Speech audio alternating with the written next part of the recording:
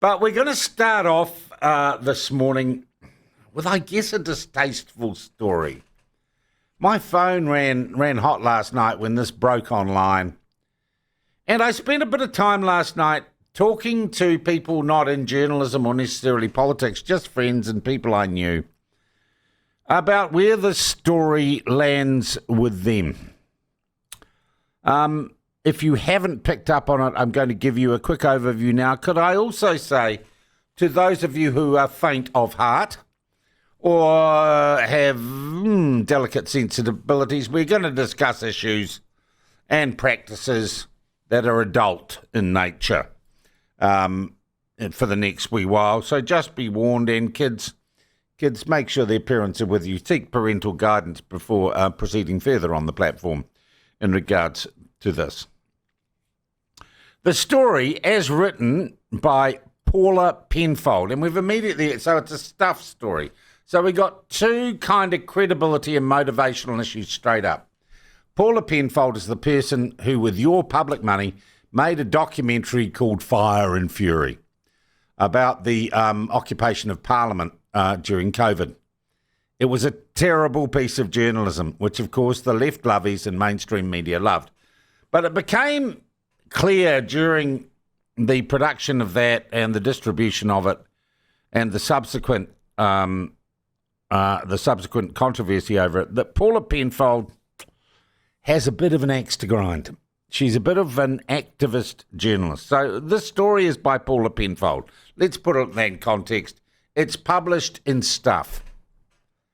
Don't forget, Stuff, the place that wrote a completely fictitious story about me based on the ravings of a guy who did bad things with carrots on porn sites on the internet. But they still chose to give him anonymity and version of events. So once again, we've got Paula Penfold and we've got Stuff. But here's the story that they broke yesterday afternoon.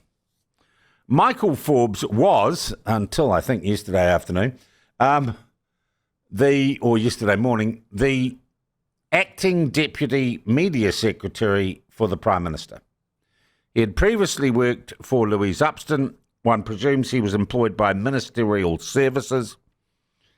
And he had also worked for some other government agencies.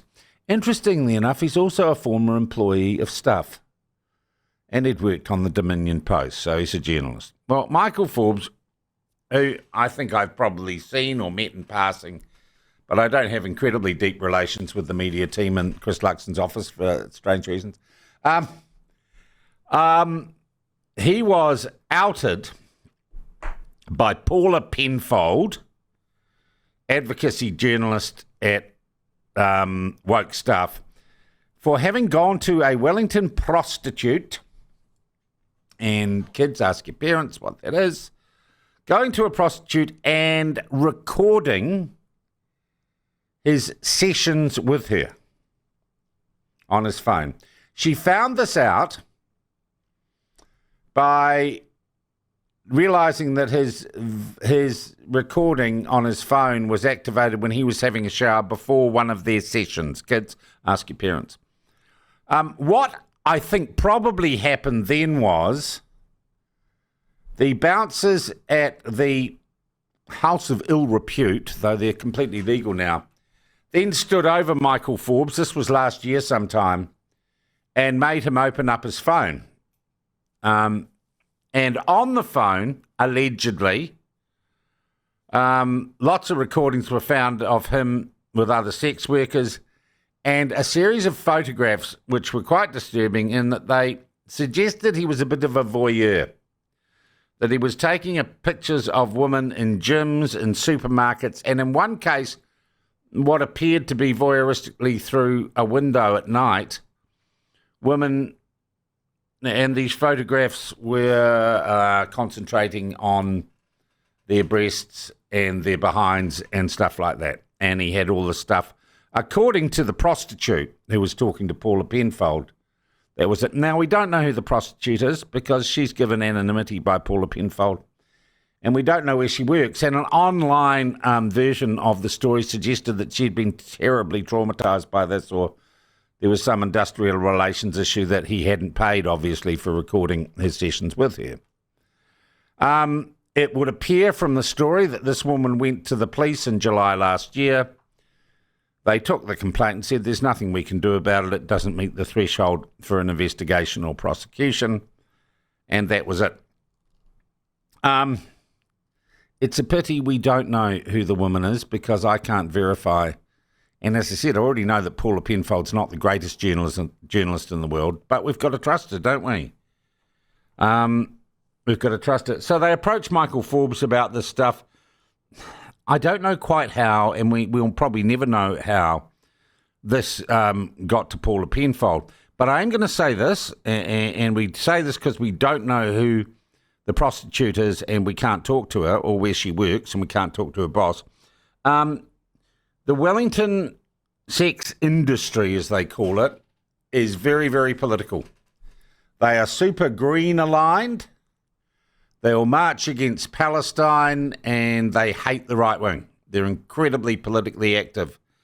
And there's a group called Stilettos for Something who have been advocating for better pay for prostitutes and better conditions and all that.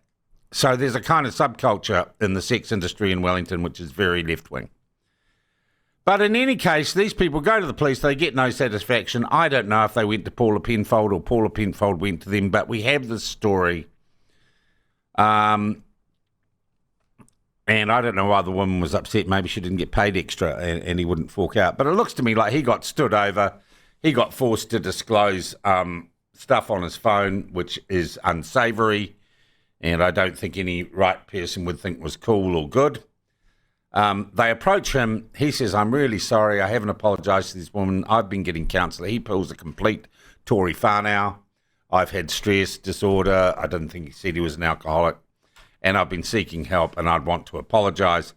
And of course, they drop the hammer on him at work and he is out within a day. He is, Luxon's office finds out. So what does Chris Luxon said, well, why didn't you ring Sinead Boucher or the former owners of Stuff and ask what was the story here? None of Chris Luxon's business. The guy resigns. The guy voluntarily resigns. There's no employment relationship there now because he's left. And actually, Chris Luxon, you could comment on this. You seem to comment on everything else that everyone else does, so I don't know why you do. And you shouldn't comment thinking that you're in any way responsible or this represents anything political. It is a political Me Too hit job on Michael Forbes. Now, no matter what I think of his weird and slightly sick behaviours, I don't consider it any odder than the postings of Bussy Doyle, which Stuff newspaper doesn't seem to care about particularly. I certainly don't consider it as weird as the online pornographic exploits of a guy called Sam Hudson, who was the source for Andrea Vance and Charlie Mitchell's strange attempted hit job on me. And the truth is that if Michael Forbes was not working as the acting deputy media secretary for the Prime Minister, this story would not be on the front page of the Post this morning. Where does it sit morally? I don't think it's the crime of the century.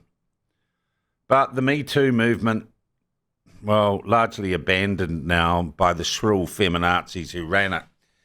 Maybe it's a kickback to that. Maybe it's a rather pathetic attempt to smear the Prime Minister in a political sense, and we know where Paula Penfold's loyalties lie politically, don't we? I'm going to say this, might not be popular, might outrage you. I am worried for Michael Forbes. There is no doubt that this man's, I don't know how old he is, I don't know if he's got a wife and kids. Michael Forbes, I now say, would be at risk of suicide. I'm not making that up. It's pretty obvious. He's just had his career in New Zealand, I would say, in any sort of front-facing media job, which is his area of expertise. That's just been destroyed. So, Michael Forbes, I don't agree with what you did. I wouldn't do it myself. I don't think surreptitiously taking pictures of women or objectifying them is good. It's not a criminal thing to use a prostitute. You maybe should have asked her if you wanted to record your sessions with her for kicks later on, and you probably should have paid her some more money. I presume you did pay her. I don't think paying to have sex with someone when you're in the position you're in was at all wise. But I would say to you, you are now in the middle of a horrible storm, and I imagine you feel suicidal. Please don't do that. Please do seek help. And there is coming back from it. The woman, I imagine she's sitting there feeling, because she's anonymous, I'm allowed to speculate, I imagine she's sitting there feeling like she got one back at the national government and that's all good. I'd say to her, if you don't like the threat of someone recording you having sex with them, get another job. A better job, I'd say. Paula Penfold, not really a hit, Paula. Not really a hit. You should go back to hunting non-existent Nazis in the grounds of Parliament, shouldn't you? So there it is. There's the story. Should Chris Luxon comment on it? Well, there's not much he can do. The guy resigned. He obviously didn't know about it. And it's all rather distasteful and icky. But it's clearly a political hit job. One person has paid the price for his bad behaviours. That's Michael Forbes. I do hope he's all right. We must have compassion and see a road for redemption for everyone. Not to say that I agreed with what he did at all. I am interested in your take on this, whether or not a story like this outrages you. And, of course, all the lefty trolls online are saying, oh, that's because the National Party are all perverts. And Jeanette, MacDonald, Lynn of Tower, is absolutely wetting her pants over it. But it's not a big deal. And I had calls last night, and people said, look, guys, this isn't a big deal. It'll be over in a few days. I want to know if that's how you see it, if I've called it right. I know the sort of dirty dealing that would have been done by Paula Penfold to get the story, because I am a journalist and I've done it myself, and to give the person anonymity. I don't buy for a moment the crybilly rubbish coming from the prostitute about how she was traumatised by it and she spent hundreds of dollars on counselling. That's a complete fabrication, and I note that it's not in the printed version of the story.